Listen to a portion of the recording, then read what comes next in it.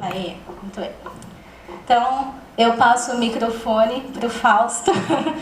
Fausto, fica à vontade aí para falar com o pessoal. Eu já vou compartilhar aqui na tela cheia, tá bom? Tá bom. Obrigada. Obrigado, Mariana. Bom, primeiro eu gostaria de agradecer aí o Mickey e a Mariana por estarem organizando o Meetup. Eu sei que é bastante trabalho organizar o pessoal palestrante, organizar o pessoal para vir. Então, obrigado aí por essa energia para fazer estar rolando o Meetup.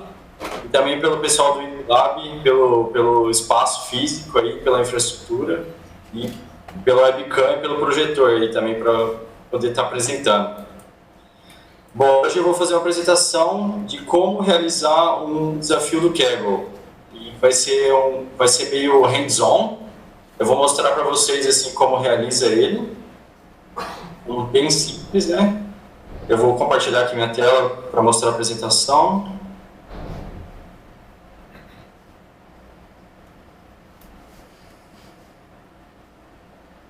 Bom, então eu vou começar a apresentação realizando um desafio de ciência de dados, primeiros passos. Bom, primeiro eu vou me apresentar. Eu recentemente obtive o título de doutor pela USP de São Carlos em ciência da computação, na área de aprendizado de máquina. E há 9 meses eu tenho participado da comunidade do Kaggle. Até agora eu realizei 6 desafios de diferentes tópicos, como de classificação binária, multiclasse, regressão, sistemas de recomendação e PLN. E há 9 meses eu estou interagindo com o mercado de ciência de dados de São Paulo. Estou participando de diversos meetups aqui, eu também estou participando de grupos de estudos, inclusive é por isso que eu não pude estar presente aí para apresentar hoje, porque eu estou morando agora aqui em São Paulo. Tá? Então, vou começar a apresentação aqui, o que é ciência de dados. Bom, ciência de dados, para começar, é uma hype, né? Tipo, toda empresa quer, a maioria das empresas não sabe o que é, e a maioria delas sente falta, mesmo sem saber o que é. E no Brasil, ciência de dados ainda é muito mal entendido, e também parece que muitas empresas ainda não estão muito hábeis para praticar, tá? Bom, e o que é ciência de dados? É a ciência e são os dados, tem as duas partes. A da ciência é o método científico, quer dizer que segue regras. Então, para você tirar informações dos dados, você tem que seguir umas regras, tem que seguir o método científico, que tem base estatística e matemática, e também base de aprendizado de máquina. E normalmente é usado nos dados, geralmente de Big Data. Geralmente são grandes quantidades de dados de diversas fontes e não estruturados. E o objetivo é usar a ciência em dados institucionais para gerar actionable insights ao negócio, ou seja, é você extrair informação dos dados para você fazer com que o negócio prospere. Você, então tem essa conexão técnica com o negócio, né? Então, a parte técnica é você, com a ciência, extrair informação dos dados para você gerar negócio, para você gerar uma renda maior, entendeu? Então tem essa parte de negócio, não podemos esquecer dessa parte. E o que é o Kaggle? O Kaggle é uma plataforma de ciências de dados. As empresas pagam ao Kaggle para hospedar um desafio, usando dados reais, anonimizados, e o Kaggle provê esses dados para uma comunidade com dezenas de milhares de cientistas de dados, para resolverem uma competição, em troca de prêmios. Então tem diversas competições acontecendo, em que os desafios, você pode ganhar prêmios entre $10 mil, $20 mil, até $100 mil. E os cientistas também cooperam entre si. Então tem a competição, mas também tem a cooperação. Os cientistas, eles compartilham seus códigos e também tem muita discussão pelos fóruns. Então, se você tem alguma dúvida, você pode entrar no fórum de discussão e procurar sua dúvida por lá, ou perguntar para o pessoal, ou procurar pelos códigos. Então tem como cooperar lá dentro também. E qual a importância do Kaggle? É que são dados reais e problemas reais. Ou seja, eles são voltados para o negócio da empresa que está hospedando o desafio, está colocando o desafio. E esses problemas, eles necessitam de soluções eficientes e rápidas. Ou seja, não tem como você usar um algoritmo super complexo para resolver o problema. Você tem que usar sempre algoritmos que sejam viáveis, que sejam fáceis de serem treinados em tempo hábil. Então, você precisa trabalhar por soluções eficientes e rápidas. E hoje em dia, o Kaggle está virando também um headhunter. Então, você vai lá, entra no desafio, realiza o desafio, coloca o seu código, aí você consegue uma pontuação. Dependendo da pontuação, algumas empresas elas acabam te procurando depois de um tempo. Por exemplo, esses tempos atrás eu resolvi um desafio lá e recebi um e-mail esses dias com a empresa que tinha colocado o desafio na internet, ela mandando um e-mail para ver se eu não queria participar do processo seletivo. Então, e além disso, tem um headhunter bem mais sério. Por exemplo, no Facebook tem um desafio lá no Kaggle do Facebook. Se você resolver ele, conseguir um certo score, você pode ser chamado para uma entrevista direto para eles. Vou mostrar para vocês como é o Kaggle, como é que é a cara dele. Kaggle é assim, é um site em que eles ajudam a aprender, a trabalhar e a jogar. Então você pode tanto aprender na plataforma, você pode achar um trabalho na plataforma, ou você pode simplesmente usar ele como se fosse um esporte, assim, só um hobby, só para você aprender mais coisas. E ele disponibiliza várias competições, vários datasets e vários kernels. Um kernel é como se fosse um código pronto, assim, é como se fosse um Jupyter Notebook, tá? Então, você pode olhar kernel de outras pessoas lá. Bom, e quando você loga no Kaggle, ele vai ter uma timeline lá, e eu vou mostrar para vocês, a gente vai resolver hoje, a gente vai começar os primeiros passos para resolver o desafio do Titanic. Quando você entra no desafio,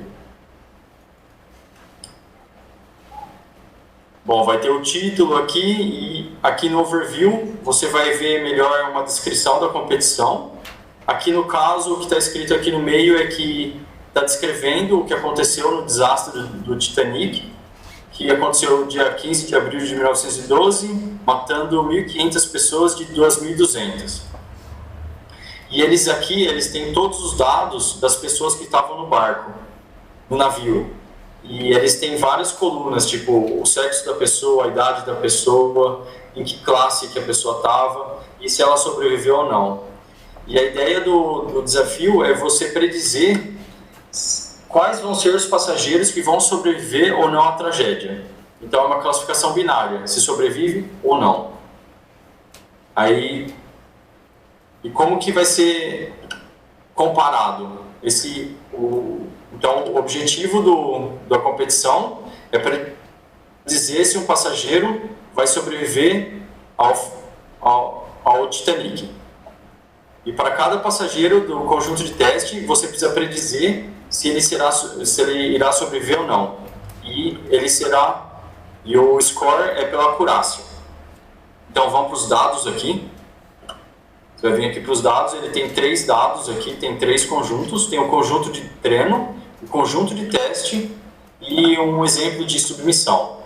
Como você vai submeter o seu código, o seu resultado. E aqui ele explica cada variável dos seus dados. Então tem a variável survival, que pode ser se sobreviveu ou não. Tem a classe da pessoa, se ela estava na primeira classe, na segunda ou na terceira classe, o sexo, a idade. Essa variável aqui é o número de siblings spouses dentro do Titanic, ou o número de parentes e crianças dentro do Titanic relativos a esse passageiro, o número do ticket, o custo do ticket, a cabine em que a pessoa estava e por qual portão que embarcou. Cadê só um instante? Ok, então a gente vai fazer o download desses conjuntos. Aí depois que a gente fez o download, vou mostrar aqui para vocês eles. Aqui tem um conjunto de treino, o teste e a submissão. Então, se a gente contar o número de linhas, vocês estão conseguindo enxergar bem essa tela? Sim. Está cortando o primeiro dígito do Fausto. Ah, desculpa, Mariana, pode falar um pouco mais alto? Tá cortando o primeiro dígito, então fala pra Ah, tá. O primeiro dígito tudo bem, é que essa aqui eu não consigo redimensionar muito bem. Mas eu vou ficar só um pouco nessa tela também. Aqui a gente consegue ver o tamanho quantas linhas tem cada conjunto de teste, tem 900 linhas do treino e 400 do teste. E se a gente vê o começo do arquivo, tem cada variável separada por vírgulas, porque é um CSV, né, Common Separated Version, e aqui os usuários. Então, tem, nesse caso, 900 passageiros. Beleza, e aí, como a gente vai processar isso tudo, né? Então, o que eu uso para processar isso, eu uso todo um ambiente do Python para ciência de dados. E o primeiro deles é o Jupyter, que é uma IDE, o Jupyter Notebook. Eu só vou colocar essa opção no browser aqui, só para ele não abrir. Você roda ele no seu console, aí ele vai abrir uma porta no seu computador. Então, aqui, a IDE dele, a gente vai começar um novo notebook. Eu vou vir aqui em novo, e eu vou fazer um notebook em Python 3, porque muita gente eu vejo que usa ainda o Python 2.7 e tal, mas eu acho que a gente tem que começar a fazer uma força para migrar para o 3 quando possível, né? Porque tem várias features novas e otimizadas, então vale a pena ir para o Python 3 quando possível. Vou começar aqui no Python 3. Então essa aqui é a cara do Jupyter. Eu posso simplesmente codificar nessa célula, ou eu posso fazer Markdown seria como fazer um HTML aqui. Então, por exemplo, eu vou fazer um Markdown aqui. Isso aqui é um título. Vou colocar um título, desafio do... Eu vou escrever prever-se.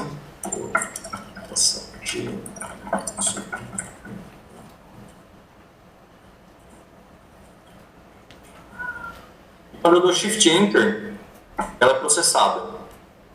E aqui, quando eu der Shift Enter, ele já cria uma nova célula para mim. E eu posso criar outras células. O legal do Jupyter é que ele te dá essa plataforma em que o código, ele... Então, se depois mostrar isso aqui para alguém que não entenda de código, ele vai conseguir ver alguma coisa disso, entendeu? Então, a primeira coisa que a gente vai fazer, a gente vai ler os dados do treino. É o train.csv. Para leitura, a gente vai usar o Pandas. O Pandas é uma biblioteca em Python que tem uma estrutura de dados chamada data frame, que é como se fosse uma...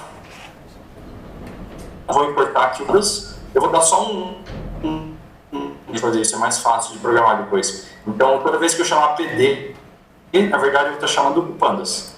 Compilei, aí agora eu posso ler a entrada. Isso aqui eu vou colocar numa variável. Então, data vai ler o CSV, vai receber o CSV de treino.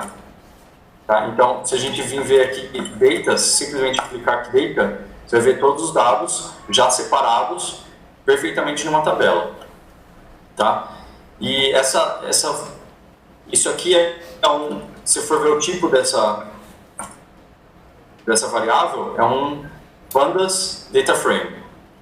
E um Data Frame, ele tem várias opções. Por exemplo, essa opção info é muito importante. Aí mostra que essa tabela tem 891 entradas, com 12 colunas, e ele aqui detalha cada coluna. Então a coluna Passenger ID é um int 64. O survived é um int 64. O name é um objeto. O age é um float. O ticket é um objeto. Então ele mostra cada variável.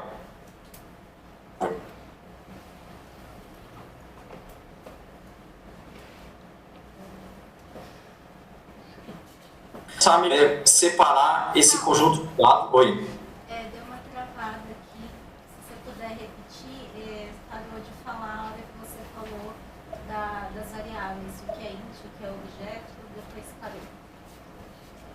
Ah, tá. Aqui, então, o info mostra cada variável e cada tipo, quer dizer, cada coluna e cada tipo que tem essa coluna. Isso vai ser mais importante mais para frente. Bom, agora vamos começar então a mexer nessas variáveis e tentar encontrar algumas informações nelas. Para isso, a primeira coisa que a gente vai fazer, a gente vai separar esse conjunto de dados em dois, em um conjunto de treino e um conjunto de validação. A gente vai separar simplesmente esse conjunto em dois. Para isso, a gente vai usar o scikit-learn, que ele já tem uma função pronta. Que o scikit-learn model selection import. Esse train test split, essa função, simplesmente separa o conjunto de dados em dois. Então, eu vou falar que o tamanho do conjunto de treino vai ser 75% e o de validação 25%. Então, aqui ele vai me dar dois conjuntos. Tem o treino e a validação. Se a gente for ver o treino, então, 191, tá? Com essa, agora a gente vai fazer todas as análises somente com esse conjunto de dados. Tá? Então, vamos fazer análise de variável por variável. Isso é o que é chamado de análise exploratória.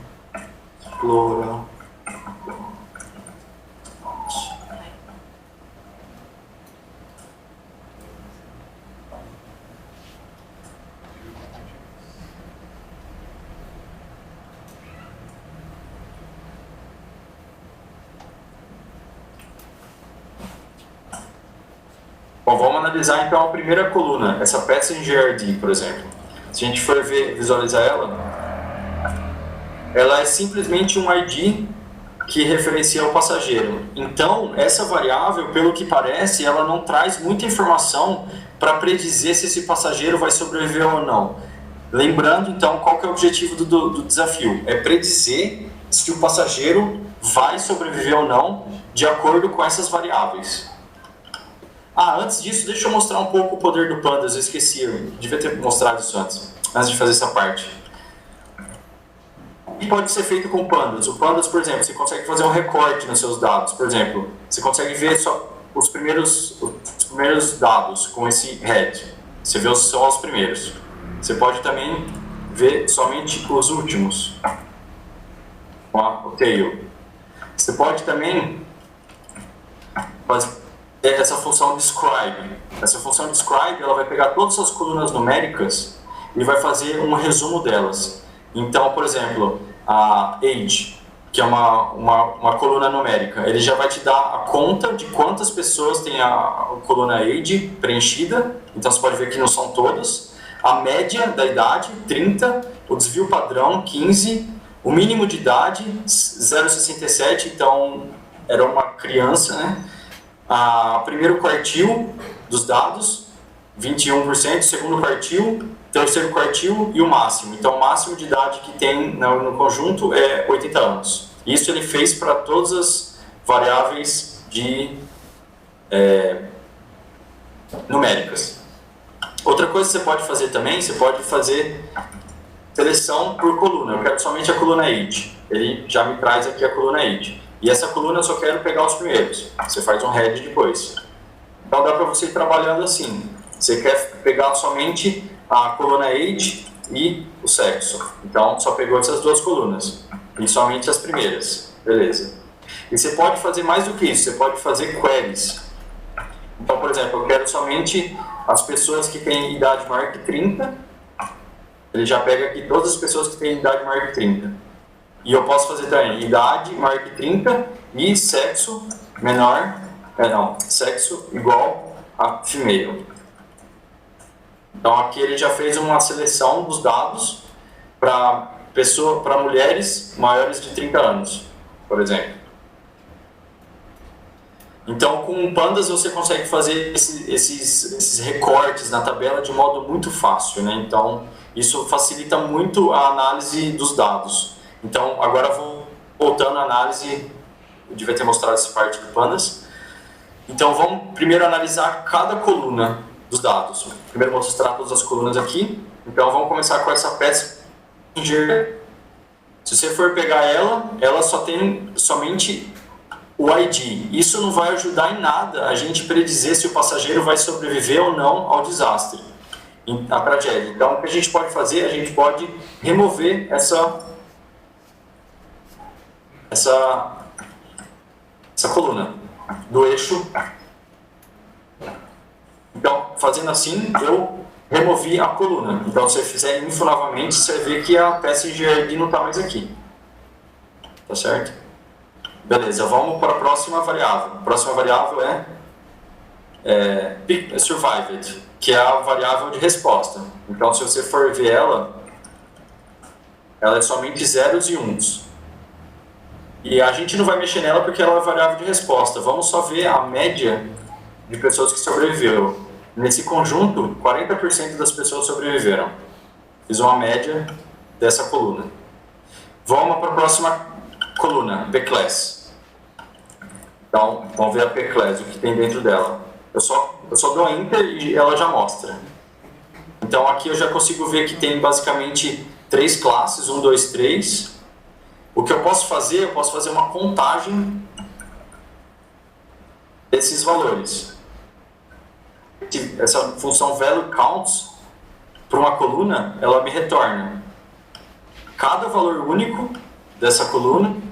Então eu tenho da classe 1, da primeira classe, eu tenho 174 pessoas. Da segunda classe, eu tenho 134 pessoas. E da terceira classe, eu tenho 360 pessoas. Só que não é tão fácil de visualizar isso, né? A gente poderia plotar esse tipo de informação. Importar outra biblioteca, que é o Matplotlib. Essa Matplotlib, ela ajuda bastante a fazer plots gráficos. No entanto, ela é um pouco complicada. Então, eu vou importar essa outra chamada Seaborn. Essa parte, ela usa o Matplotlib como base para fazer gráficos mais facilmente. Então, só vou download nele e eu vou mostrar, por exemplo, eu quero mostrar isso aqui de modo gráfico. Isso aqui, eu sei que é um count plot, porque é um plot de contagem. Então, somente eu falo que eu quero fazer um count plot.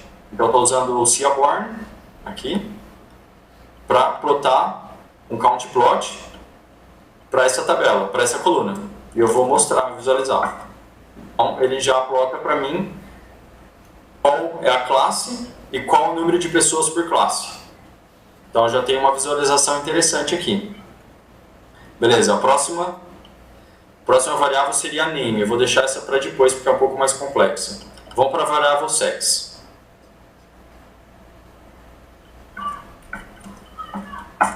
A variável sex, então, só tem males e females. O que a gente pode fazer? A gente pode fazer um value counts. A gente pode, na verdade, fazer um count plot.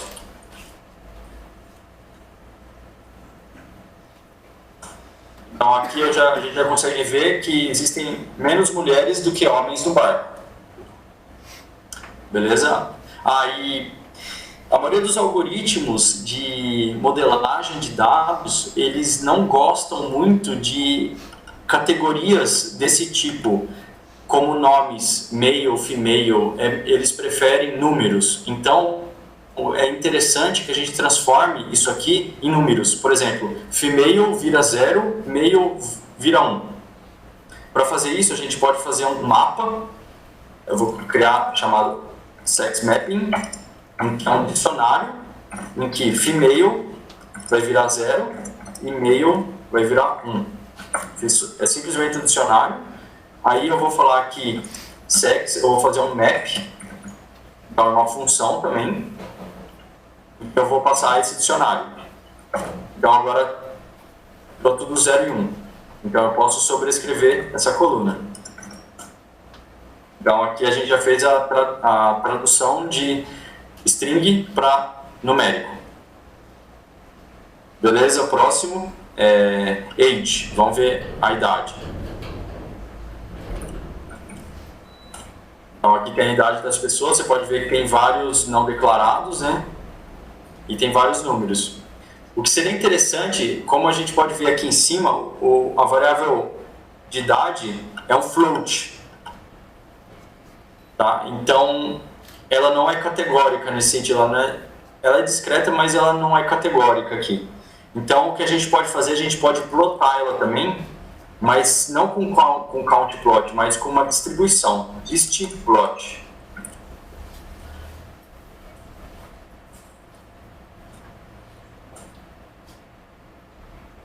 Opa, deu algum erro aqui? Ah, ele está reclamando que tem um none, então eu tenho que fazer, eu só posso plotar o que não for none. Então eu posso pegar essa tabela, essa coluna de age e dar um drop, dar os valores que eu sei que existem. Então aqui a gente consegue ver uma distribuição da idade. Então a gente consegue ver que existem várias pessoas com idade muito próxima de 0. Depois tem um pico aqui com pessoas entre 20 a 35 anos e depois começa a reduzir até 80 anos. Então a gente consegue ter uma ideia mais ou menos da idade das pessoas que estavam nesse conjunto, no Titanic. Ok, depois de age, vamos pegar a próxima variável. Essa aqui eu não vou processar, essa aqui também não. Eu vou processar essa ticket. Porque aquelas outras não tem muito o que fazer, na verdade. Ticket. Então, parece que os tickets parecem ser meio únicos, se você for reparar, eles parecem meio únicos. Então, a gente pode ter uma função também chamada nUnique, número de únicos. Então, tem 537 únicos nessa coluna. 537 únicos de 668. Então, os valores são muito únicos. Eu acho que isso não ajuda em nada a gente predizer se a pessoa vai sobreviver ou não. Então, a gente vai simplesmente dropar. Dropar não, a gente vai remover essa coluna. Fecho 1 e já vou salvar. Ok. Vou pegar só mais uma variável aqui. Essa embarked.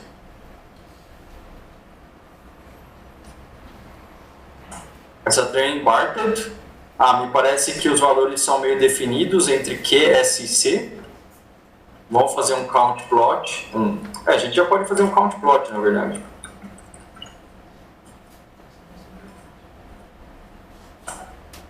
A gente já consegue ver onde cada pessoa embarcou. E lembrando que eu falei lá em cima, os algoritmos não gostam muito disso de valores com nomes, eles preferem números. Então a gente vai fazer um outro mapping aqui. A gente vai fazer um embarked mapping, que é um dicionário, em que o Q vai virar 0, o S vai virar 1, o C vai virar 2. Aí a gente vai embarked é igual a train embarked e mapear isso. Beleza, eu fiz. Então, se você for ver agora o train embarked, é apenas 0, 1 e 2. Então, transformei em números. Agora, vamos pegar o name. A variável name. A variável name, se você for reparar, ela tem um padrão, né? Ela tem segundo nome, uma vírgula, um título e o primeiro nome. Aqui também, segundo nome, um título e um primeiro nome. Segundo nome, título, primeiro nome.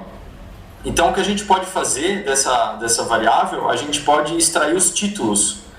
Porque eu acho que os títulos têm alguma coisa a ver com a pessoa ter sobrevivido ou não à tragédia. Então, o que a gente pode fazer é transformar isso aqui em string, essa função str, não é uma função, né? Esse cast para str, para string, e a gente pode fazer uma extração com um regex, com uma expressão regular. Vou mostrar aqui uma expressão regular. Deixa eu só plotar, só para lembrar como funciona. Então, como que é a função regular? Eu quero pegar, depois da vírgula, eu quero dar um espaço, pegar caracteres até o ponto. Então, é uma vírgula, um espaço, vou começar a capturar, qualquer caractere, mais de um, até um ponto. Então, se eu fizer isso, ele extrai os títulos desses nomes. E isso eu vou gravar, esses títulos eu vou gravar numa nova coluna, eu vou criar uma coluna nesse conjunto chamado title. Então, title recebe isso. Beleza. Aí se você for ver o train title, então, value counts, você vai conseguir ver quantos misters, quantas miss, quantas misses, quantos masters e outros existem nesse conjunto. Depois a gente teria que, na verdade, transformar isso para números também, mas agora não vai dar muito tempo. E agora que eu já usei o name, a gente pode remover ele, porque eu acho que também não vai fazer mais sentido o nome. Beleza, removida. Então, agora eu vou mostrar para vocês como ficou a tabela até agora. Essa cabin aqui eu também teria que ver o que fazer, a gente não olhou para ela. Mas se você for ver, a gente deu uma limpada nos dados, né? A tabela já está mais reduzida, já tem basicamente somente números, mas só que ainda a gente tem muito trabalho pela frente. A gente teria que resolver esses números faltantes, que a gente não resolveu, e a gente teria que resolver isso aqui também para números, e a gente teria que resolver essa variável que a gente ainda não mexeu. Mas eu vou deixar isso para uma... E vou voltar a apresentação agora, tá? E não precisa ficar preocupado com isso aí, que eu deixei tudo no GitHub, esse código, para vocês darem uma olhada com mais calma. Eu deixei ele todo comentado também. Assim vocês conseguem estudar por conta também, com mais facilidade. Bom, vou voltar aqui a apresentação, continuar a apresentação só mais um pedacinho. Eu sei que eu acho que já deve estar meio em cima da hora. Mas só vou passar estudos aí, quem está a fim de continuar nessa área de ciência de dados ou começar a entrar na área, eu recomendo esse primeiro livro, o Doing Data Science. É um livro bem simples, ele é superficial, tá? Ele é muito simples, mas ele tem uma coisa que eu achei bem interessante de diferença para os outros livros que eu vi até agora. Ele tem tanto a parte técnica como a parte de negócios. Então, ele consegue conectar a ciência de dados nos dois pontos. Então, apesar de ser superficial, mas você já começa a entender assim, qual o problema que as empresas podem estar passando e como você consegue solucionar eles de uma forma técnica. Então, esse livro eu acho muito interessante para quem está começando na área e ver se realmente é isso que quer da sua carreira. Então, esse livro é questão de uma semana você consegue ler o livro, ele é muito fácil. Aí você vê se é isso que você quer ou não, vale a pena. E para quem já está a fim de se aprofundar mais na área, eu recomendo essa especialização de Data Science da Johns Hopkins University. Ela custa $49 por mês, mas ela é bem pesada. Eu acho que são diversas disciplinas, devem ser umas 8, 9, 10 disciplinas, é bem longo. Tem um amigo meu fazendo e ele falou que se você se dedicar a sério, você consegue terminar em 6 meses. Mas é bem complexo, assim, porque eles dão desde a base estatística, probabilística, até passar por os algoritmos de classificação, regressão, de clusterização. Ele vai bem detalhado, assim. Então, mas eu creio que vale a pena. Por exemplo, meu doutorado demorou 4 anos. Aqui, nessa especialização, em 6 meses você consegue terminar e aprender bastante coisa. Então, talvez valha a pena. Bom, para quem está a fim de estudar mais Python para essa área, eu recomendo esse livro, Building Machine Learning Systems with Python, porque ele explica o que cada biblioteca faz. Por exemplo, o que o NumPy faz, o que o NumPy faz e o SciPy, e qual a conexão entre todas as bibliotecas. O que o Matplotlib tem a ver com o Pandas, ou o que o Pandas tem a ver com o Scikit-learn. É bem interessante, ele conecta todas essas bibliotecas e ele também ele mostra como resolver vários desafios com dados reais, utilizando, por exemplo, os dados do Wikipedia. Ele disponibiliza 16 gigabytes de dados para você processar. Então são dados reais também, é interessante, é muito bom esse livro para começar. E para quem quiser se aprofundar mais em aprendizado de máquina e entender melhor a teoria por trás, eu recomendo muito esse livro do Abu Mustafa, chama Learning from Data. Ele vai bem profundo para essa parte de estatística. E esse Abu Mustafa é um ótimo professor, assim, ele vai te mostrando pedaço por pedaço, descrevendo, explicando muito facilmente. Inclusive ele tem vários vídeos no YouTube que para cada capítulo do livro ele tem um vídeo no YouTube, então tem como você aprender de maneiras diferentes. Eu recomendo muito esse livro. E também esses dois livros para quem está a fim de estudar mais probabilidade estatística. Tem esse do Ross, probabilidade, e tem esse do Casella de estatística.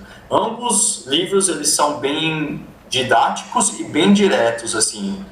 Tipo, eles falam uma frase e é muito direto, sabe?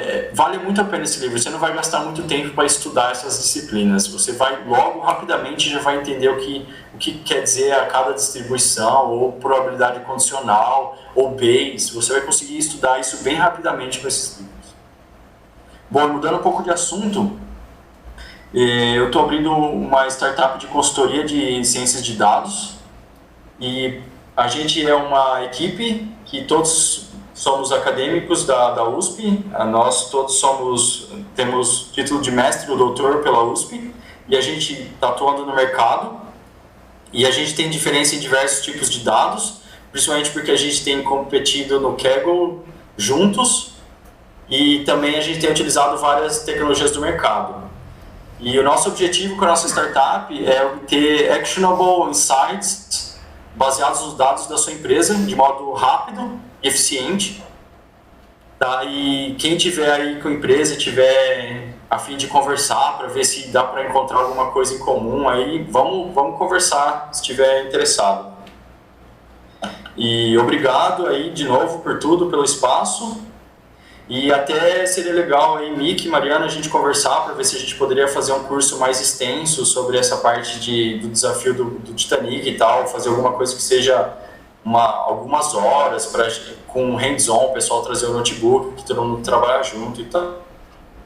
Beleza? E esse é o LinkedIn, quem quiser entrar em contato. E obrigado de novo e eu estou aberto a perguntas aí, quem tiver afim. Obrigada, Fausto. Você está ouvindo a gente ainda? Tá? Oi, estou ouvindo sim. Então tá. Alguém tem alguma questão para o Fausto? Fausto, eu queria agradecer, então, a sua apresentação. Infelizmente, não deu tempo de fazer aquela super análise, né? Porque o tempo aqui é bem curto, mas adorei a ideia de você poder, se você puder, né, tiver disponibilidade de fazer uma apresentação mais longa aí, de repente a gente coloca as mesas para o pessoal poder trazer notebook e todo mundo trabalhando junto. Eu acho que vai ser uma experiência bem bacana. Então, obrigada aí. A ideia da apresentação era mais dar um gostinho só mesmo. Eu espero que o pessoal não tenha dormido muito só. Acho que não, acho que o pessoal está acordado. Deixa eu dar uma olhada aqui. O pessoal está acordado, apesar da luz estar apagada. Mas está tranquilo. Então, obrigada, Fausto, mais uma vez. E fica o convite aí para, em alguma das próximas oportunidades, você fazer esse desafio completo com a gente e todo mundo trabalhando junto. Já? Legal. Então, obrigado, Mariana. Obrigadão. Tchau, tchau.